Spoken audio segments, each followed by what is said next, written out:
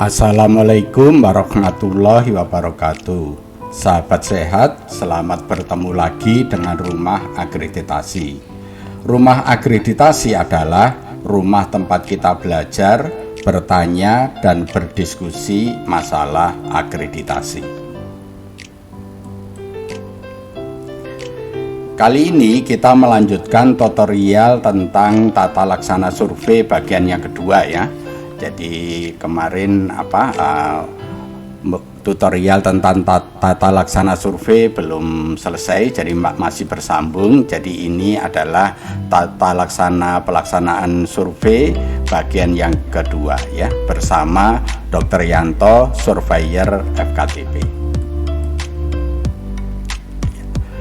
Materi dalam tutorial ini berdasarkan keputusan Direktur Jenderal Pelayanan Kesehatan nomor HK 02.02/I/3991/2022 ya, tentang petunjuk teknis survei akreditasi pusat kesehatan masyarakat, klinik, laboratorium kesehatan, unit transfusi darah, tempat praktek mandiri dokter, dan tempat praktek mandiri dokter gigi. Pelaksanaan survei yang pertama perlu dilakukan adalah pendaftaran. Jadi kalau mau melaksanakan survei, pemilik atau kepala Fasiankes itu harus mendaftarkan diri ya. Di mana mendaftarkan? Jadi mendaftarkannya ke lembaga penyelenggara akreditasi ya, yang disingkat LPA. Jadi nanti ada beberapa LPA yang akan disetujui oleh Kemenkes. Jadi Bapak Ibu yang mau mendaftarkan survei nanti mendaftar di LPA itu ya. Dan waktu pendaftarannya, kalau dia itu reakreditasi itu minimal 3 bulan ya, 3 bulan sebelum sertifikatnya itu habis ya. Sedangkan kalau yang perdana itu sewaktu-waktu. Jadi ini perlu Bapak Ibu perhatikan untuk pendaftaran. Sekali lagi, kalau reakreditasi itu pendaftarannya minimal 3 bulan sebelum sertifikatnya itu tidak berlaku, dan kalau untuk survei yang perdana itu dilakukan sewaktu-waktu. Kemudian dalam rangka pemerataan pelaksanaan akreditasi, jadi lembaga penyelenggara itu harus dilakukan distribusi. Jadi Bapak Ibu tidak bisa semuanya seluruh Indonesia itu hanya daftar di LPA tertentu gitu, tidak bisa ya.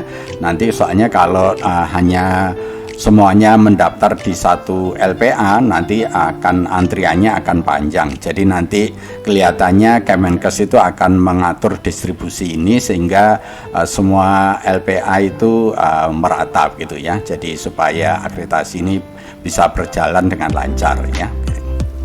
Kemudian ya, LPA ya setelah dilakukan pendaftaran itu harus merespon tentang usulan survei dari Fasiankes, dan itu waktunya paling lambat itu 2 hari ya. Setelah 2 hari itu harus sudah bisa memastikan surveinya diterima atau tidak ya. Jadi sekali lagi, jika kepala Fasiankes itu mendaftarkan survei di LPA, maka pihak LPA itu paling lambat selama 2 hari ini harus bisa memastikan surveinya bisa diterima atau tidak. Berikutnya, usulan survei dari Fasiankes yang mau mengajukan survei itu harus melengkapi dokumen ya, dokumen pendaftaran ya. Jadi pada saat mendaftar itu harus disertai dengan dokumen pendaftaran ya. Ya, apa saja yang harus disertakan? Itu yang pertama adalah surat permohonan ya, surat permohonan dari Fasiankes ya, itu kepada lembaga ya, lembaga penyelenggara akreditasi. Itu yang pertama. Kemudian yang kedua, hasil penilaian mandiri ya, self assessment ya. Jadi Puskesmas atau Fasiankes yang akan melakukan akreditasi itu harus melakukan penilaian mandiri dulu ya, self assessment ya. Lah itu hasilnya harus disertakan.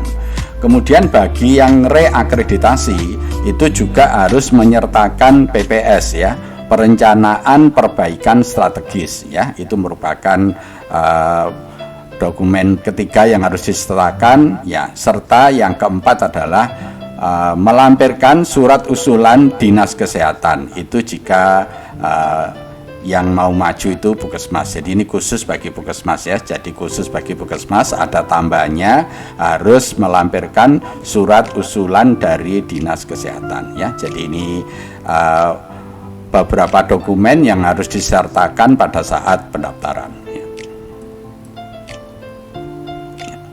Berikutnya ya, lembaga akreditasi setelah menerima dokumen itu harus memverifikasi ya tentang persyaratan dan dokumen kelengkapan pendaftaran ya yang diajukan oleh Fasiankes ya. Waktu untuk verifikasi ini ditentukan paling lambat 14 hari kerja. Jadi setelah Fasiankes itu mendaftarkan, terus kemudian juga menyerahkan beberapa dokumen, maka pihak lembaga akreditasi itu harus melakukan verifikasi, dan ini sudah ditentukan waktunya paling lambat 14 hari kerja ya. Setelah dilakukan verifikasi ya, kemudian pihak LPA itu membuat suatu keputusan ya. Jadi keputusannya itu tentang pertama tentang penjadwalan surveinya, kemudian kalau memang ada yang beberapa dokumen yang perlu diperbaiki, dilakukan perbaikan pemenuhan persyaratan dan waktunya itu paling lama 5 hari kerja. Jadi sekali lagi saya sampaikan, setelah lembaga penyelenggara akreditasi melakukan verifikasi, maka pihak LPA akan membuat suatu keputusan ya. Keputusan itu dilakukan pertama ya, itu untuk penjadwalan survei, dan yang kedua kalau ada sesuatu dokumen yang perlu diperbaiki diberi kesempatan untuk memperbaiki dokumennya itu, dan waktunya paling lama 5 hari ya. Dan setelah semuanya itu dianggap lengkap ya, baik dokumen, persyaratan, lain-lain dianggap semua memenuhi syarat, maka pendaftaran itu dokumen pendaftaran itu dinyatakan lengkap dan pihak penyelenggara ya, LPA-nya itu menerima atau menyetujui usulan survei. Jadi itu proses pendaftarannya supaya Bapak Ibu mengetahui. Berikutnya tentang kesepakatan survei. Jadi setelah Fasiankes mendaftarkan ke LPA dan dinyatakan sudah memenuhi syarat, maka keduanya yaitu antara LPA dan Fasiankes itu membuat kesepakatan survei ya. Jadi di sini sampaikan jika hasil verifikasi yang dilakukan survei dalam jangka waktu 14 hari kerja ya, lembaga penyelenggara akreditasi membuat kesepakatan tertulis dengan Fasiankes ya. Fasiankes itu bisa puskesmas, bisa klinik, bisa laboratorium, bisa UTD, bisa TPMD, bisa TPMDG ya.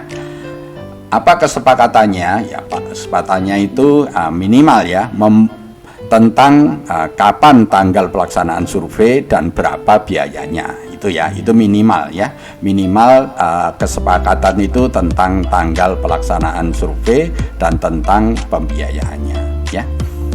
Nah, di samping itu juga perlu membuat kesepakatan yang lain dalam pelaksanaan survei ya. Apa saja ya kesepakatan yang harus dipenuhi oleh keduanya, yaitu yang pertama adalah pimpinan Fasiankes, yaitu sekali lagi pimpinan Fasiankes itu puskesmas, klinik, laboratorium, ya, UTD, TPMD, dan TPMG wajib hadir ya pada saat survei. Jadi saya ingatkan ini merupakan persyaratan ya.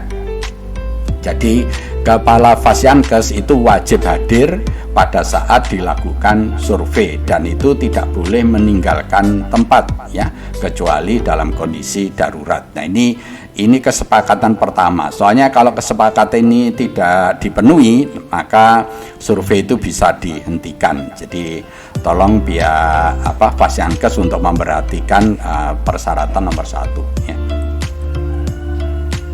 Kemudian yang kesepakatan nomor 2 ya, jadi pihak Fasiankes itu baik puskesmas, klinik, laboratorium, UTD, TPMD, TPMGD ya, menyampaikan dokumen ya yang dipersyaratkan dan tidak melakukan pemalsuan data. Jadi selama survei nanti pihak Fasiankes itu kalau dimintai dokumen juga akan diserahkan, dan itu menjadi perjanjian, dokumennya itu tidak boleh dokumen yang palsu. Jadi kalau dokumennya palsu artinya hanya sesuatu yang hanya dibuat-buat, itu bisa menjadi alasan surveinya dihentikan ya. Setelah keduanya menandatangani kesepakatan ya, maka lembaga penyelenggara akreditasi itu akan menghubungi penanggung jawab survei di Fasiankes untuk siap-siap melakukan kegiatan survei ya. Itu tentang kesepakatan surveinya. Berikutnya, sekarang tentang pelaksanaan survei ya. Jadi pelaksanaan survei di Fasiankes baik puskesmas, klinik, laboratorium, UTD, TPMD, TPMGD dilakukan seperti dalam kesepakatan. Jadi sekali lagi, dalam melaksanakan survei itu pelaksanaannya sesuai dengan kesepakatan yang telah ditandatangani berdua tadi antara LPA dan Fasiankes ya. Setelah tanggal pelaksanaan survei disepakati, maka Fasiankes itu ya harus menyampaikan dokumen pendukung ya, yang untuk memenuhi elemen penilaian ya, itu paling lambat 1 minggu sebelum pelaksanaan survei. Jadi di sini disebutkan bahwa kalau mau maju survei dan sudah ditandatangani kesepakatan, maka pihak Fasiankes harus menyerahkan ini, mengupload ya nanti ya.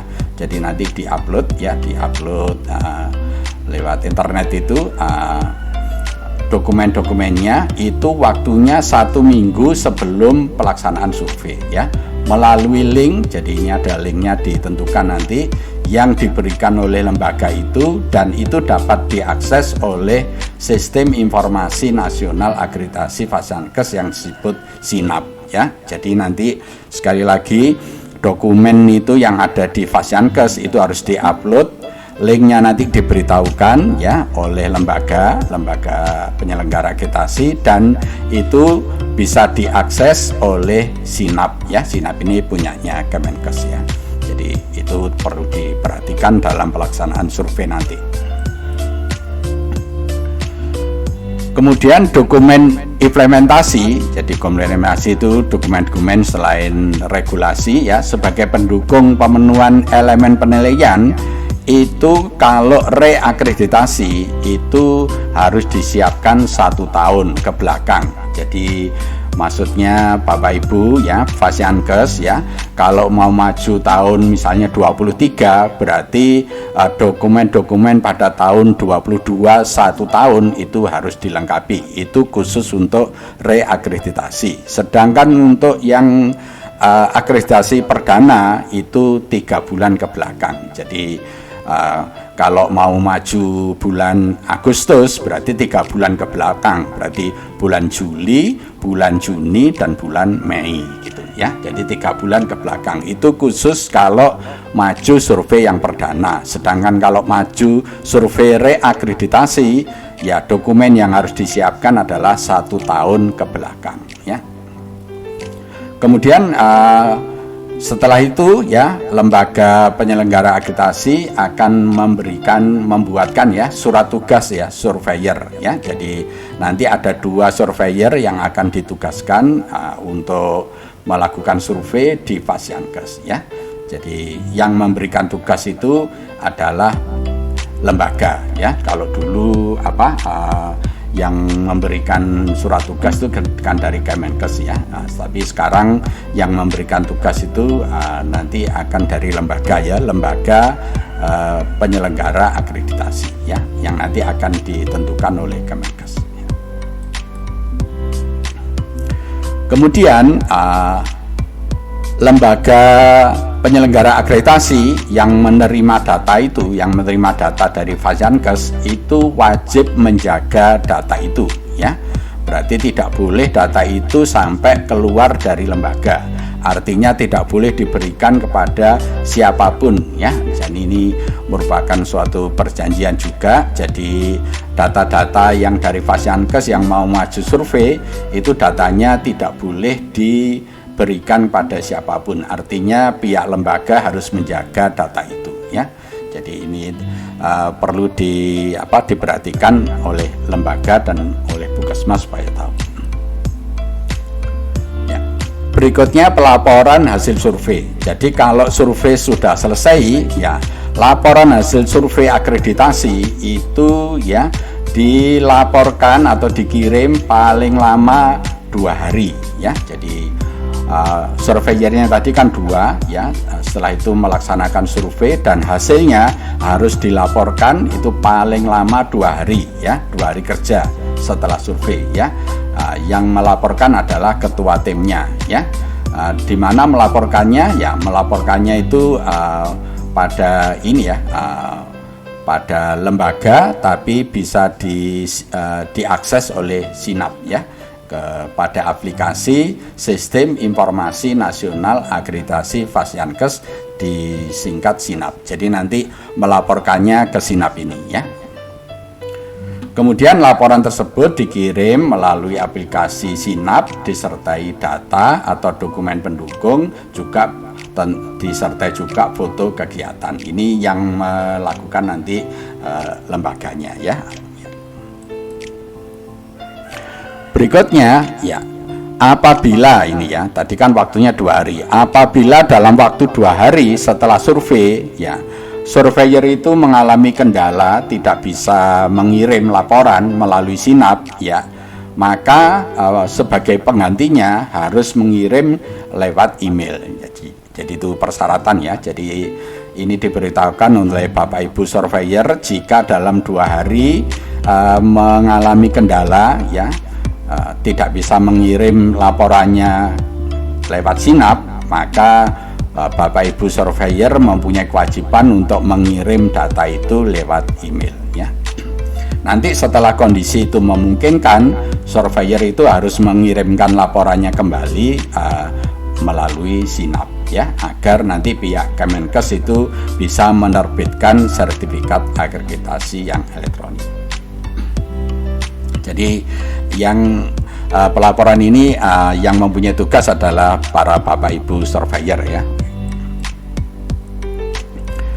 Berikutnya ya, untuk mengisi laporan hasil survei ya harus memperhatikan hal-hal sebagai berikut ya. Jadi laporan surveinya itu perlu Bapak Ibu surveyor perhatikan. Jadi hasil penilaiannya itu diisi dengan format yang sudah diberikan nanti. Jadi dari Kemenkes itu ada format yang digunakan untuk hasil penilaiannya. Nah, kemudian tiap-tiap EP yang dinilai itu skornya bisa 0, bisa 5, bisa 10. Jadi ada 3 nilai, ini sama seperti yang sebelumnya. Jadi skornya untuk tiap EP itu bisa 0, bisa 5, bisa 10. Atau, nah ini yang baru ya, atau TTD. TTD itu singkatan tidak dapat diterapkan. Jadi ini yang baru. Jadi kalau dokumennya itu melenceng artinya tidak sesuai. Jadi artinya tidak sesuai itu tidak bisa dinilai, itu ditulis TDD bukan 0 ya. Oke, tidak sesuai ya. Dan setiap EP yang dalam laporan itu disertai dengan fakta dan analisis. Ini sama seperti yang sebelumnya. Yang sebelumnya juga disertai fakta dan analisis. Kemudian rekomendasi perbaikan ya itu harus diberikan pada penilaian dengan skor kurang dari 10. Jadi maksudnya nilainya tadi kan bisa 0, bisa 5, bisa 10. Kalau nilainya 0 dan 5 itu harus diberi rekomendasi ya. Dan kalau 10 itu juga masih boleh diberi rekomendasi jika diperlukan. Jadi mungkin bahasanya begini, kalau 0 dan 5 itu wajib diberi rekomendasi, sedangkan kalau 10 itu sunnah ya. Diberi rekomendasi juga boleh, enggak dengan apa-apa. Tetapi kalau nilainya 0 dan 5 itu perlu diberi rekomendasi ya. Jadi kalau nilainya 0 dan 5 itu selain ada fakta dan analisis, itu juga ada rekomendasi perbaikan. Ini saya kira perlu diperhatikan oleh Bapak Ibu surveyor. Kemudian selanjutnya adalah tentang verifikasi dan rekomendasi penetapan status akreditasi. Jadi laporan yang sudah dikirim oleh surveyor tadi melalui SINAP ya, selanjutnya perlu diverifikasi dulu ya oleh verifikator yang dibentuk oleh lembaga. Jadi di lembaga itu di samping mempunyai surveyor juga mempunyai verifikator. Jadi verifikator ini tugasnya adalah untuk memverifikasi ya laporan yang sudah dikirim oleh surveyor. Jadi laporan surveyor itu setelah dikirim masuk ke SINAP itu perlu dilakukan verifikasi. Sekali lagi, yang melakukan verifikasi adalah verifikator yang dibentuk oleh lembaga ya. Kriteria verifikatornya lembaga itu adalah, yang pertama adalah surveyor ya, itu juga harus berasal dari surveyor yang dimiliki oleh lembaga itu dan mempunyai pengalaman survei. Jadi bukan yang baru ya, tetapi surveyor yang sudah berpengalaman melakukan survei ya, baik di puskesmas, klinik, laboratorium, UTD, TPMD dan TPMDG ya. Kemudian verifikator lembaga tadi ya itu mengirimkan hasil verifikasinya kepada ketua. Jadi verifikator yang bertugas melakukan verifikasi tadi setelah selesai hasilnya itu diberikan kepada ketua lembaga penyelenggara akreditasi ya. Kemudian hasil verifikasi tadi itu digunakan oleh ketua lembaga untuk membuat ya rekomendasi penetapan status akreditasi. Jadi yang mengusulkan hasil survei itu ya statusnya dapat apa ya, itu direkomendasikan oleh ketua, bukan oleh surveyor. Jadi sekali lagi urutannya setelah survei, hasil survei oleh surveyor dilakukan verifikasi oleh verifikator, kemudian hasil verifikasi diberikan kepada ketua, itu digunakan untuk menetapkan rekomendasi penetapan status akreditasi ya. Kemudian rekomendasi ini dikirim ya ke Kemenkes ya lewat SINAP ya, dalam hal ini kepada Direktur Jenderalnya ya, paling lama 3 hari. Jadi setelah verifikasi dilakukan paling lama 3 hari itu harus dilaporkan kepada Direktur Jenderal paling lama 3 hari ya setelah laporan hasil survei itu diterima ya.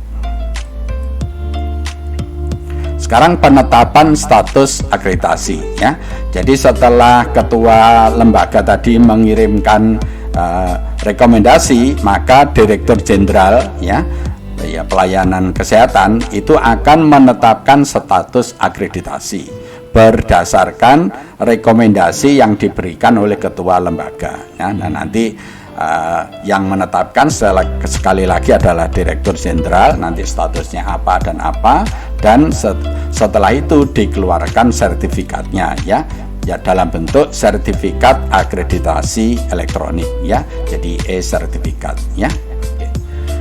Dalam sertifikat akreditasi yang ditandatangani oleh Direktur Jenderal tadi itu isinya ada namanya Fasiankes ya, kemudian ada alamatnya, kemudian ada tanggalnya, tanggal penetapan, ya berlaku sampai kapan, terus status akreditasinya dapat apa, ya dapat paripurna atau dapat madya, ya nanti ditulis di sini, dan lembaga yang melakukan survei itu nanti ditulis di dalam sertifikat ini, ya. Jadi itu prosesnya, ya.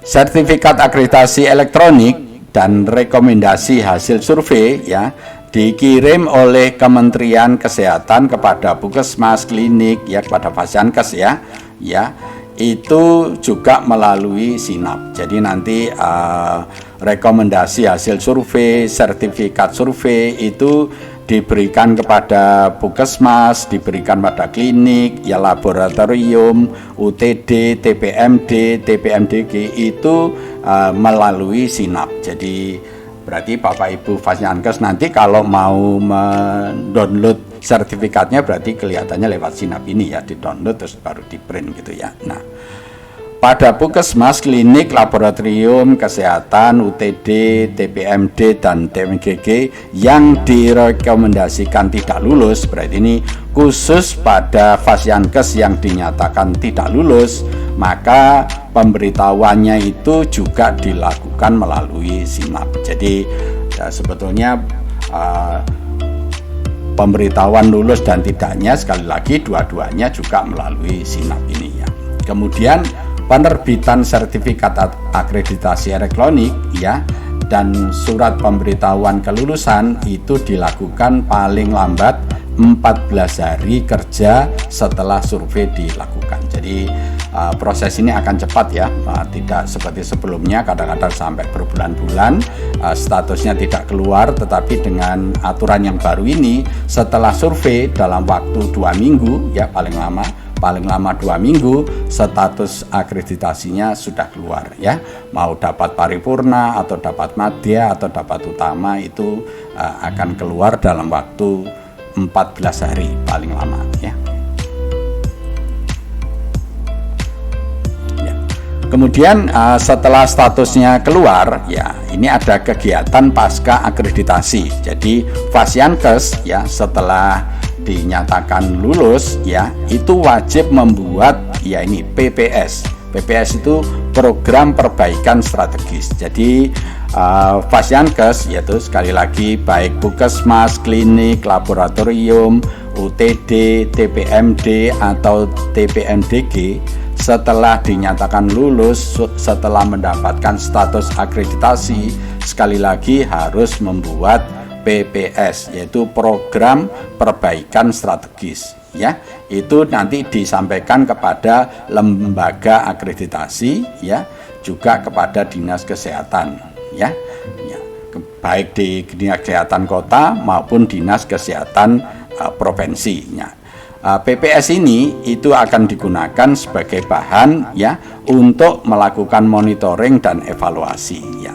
Soalnya Bapak Ibu, kalau nilainya tidak 10 semua, maka akan ada rekomendasi, ya. Nah, rekomendasi itu yang perlu dibuat PPS-nya. Nah, PPS-nya itu nanti akan dilakukan, ya, sebagai bahan untuk melakukan monitoring dan evaluasi perbaikan, ya, selama waktu 5 tahun mendatang. Jadi nanti baik dari lembaga maupun dari dinas kesehatan itu kalau mau melakukan pendampingan atau apapun itu berdasarkan PPS-nya ini, karena ini adalah hasil-hasil yang belum mencapai nilai 10, ya.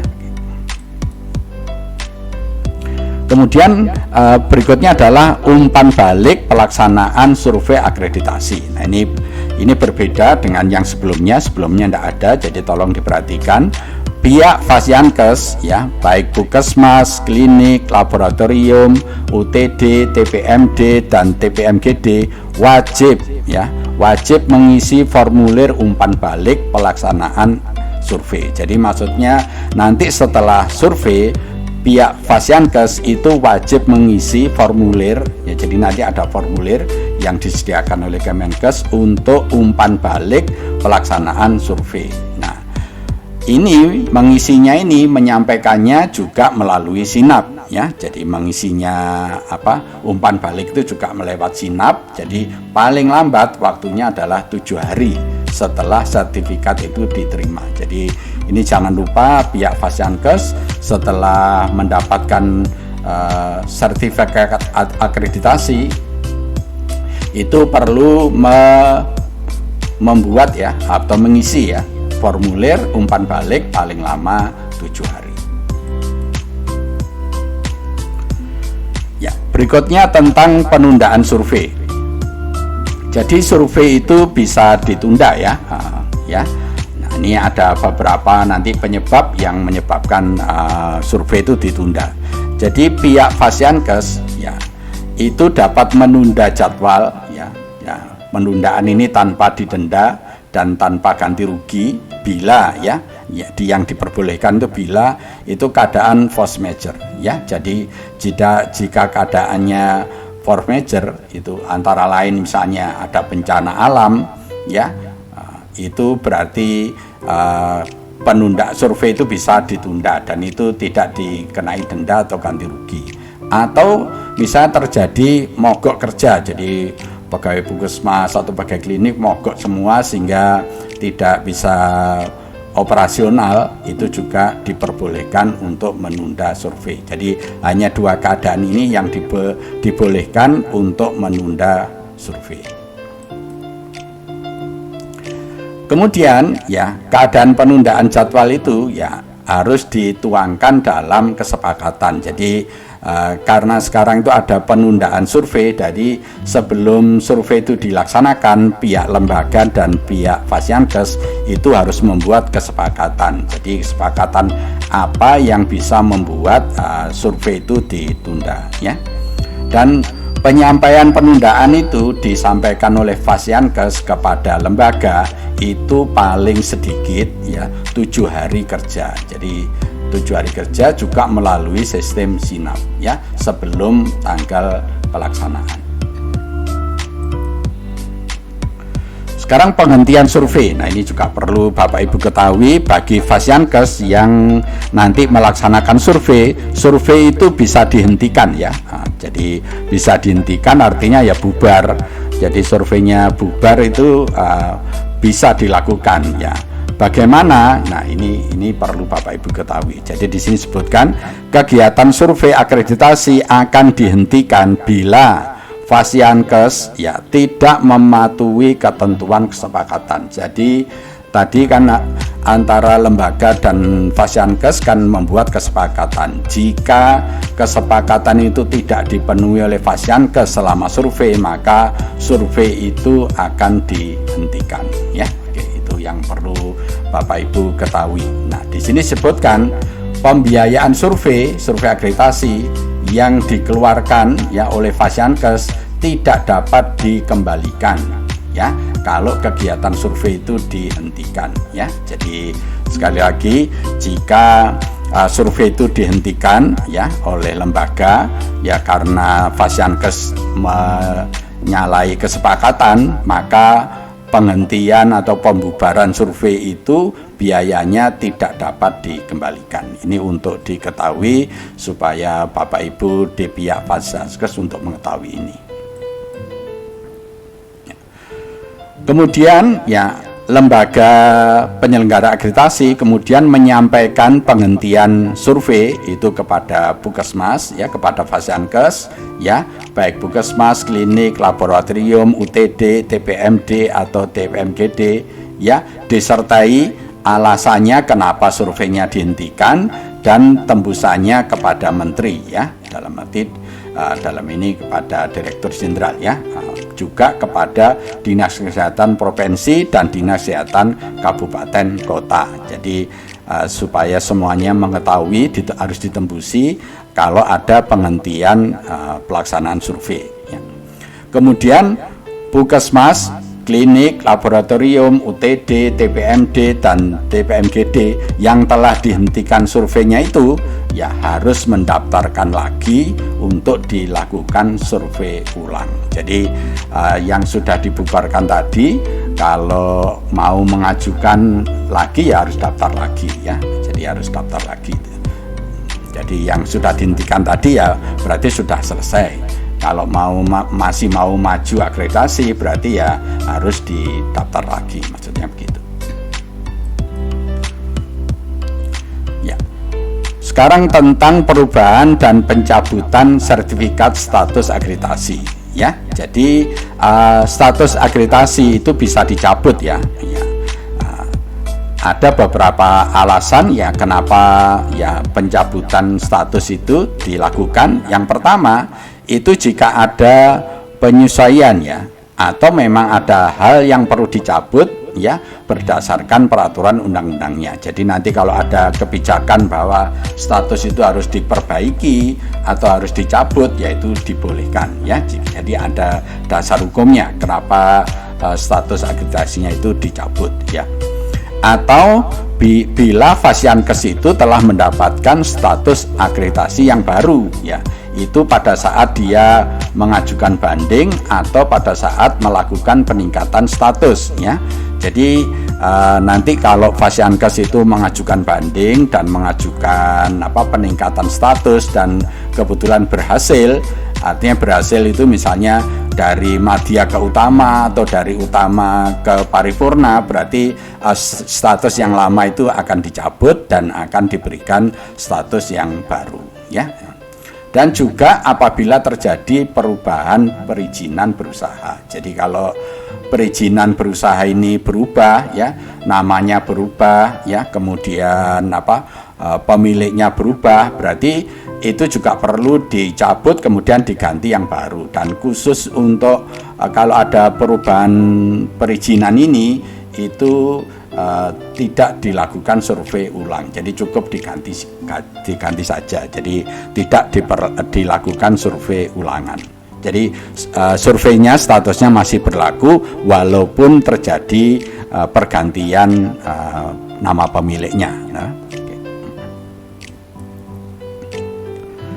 Kemudian pencantuman status akreditasi. Jadi pihak Fasiankes yang telah lulus akreditasi baik puskesmas, klinik, laboratorium, UTD, TPMD dan TPMGD yang telah lulus akreditasi dapat mencantumkan status akreditasinya. Jadi kelulusan akreditasi ini bisa dicantumkan ya, baik di bawah atau di belakangnya nama dari Fasiankes itu, tapi dengan catatan hurufnya lebih kecil, jadi lebih kecil dari namanya. Itu aturannya begitu. Jadi sekali lagi status akreditasi boleh dicantumkan tapi dengan catatan menggunakan huruf yang lebih kecil.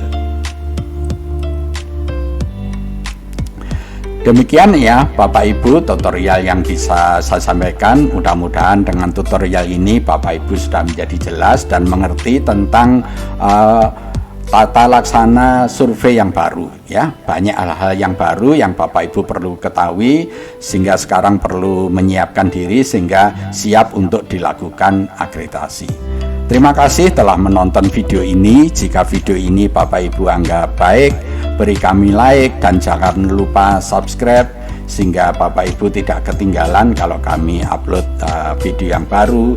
Dan kalau ada sesuatu yang kurang jelas, tolong ditulis di komen dan kami mohon untuk video ini di-share kepada saudara kita yang lain biar saudara kita ikut mengetahui ilmu ini dan agar ilmu ini bermanfaat ya.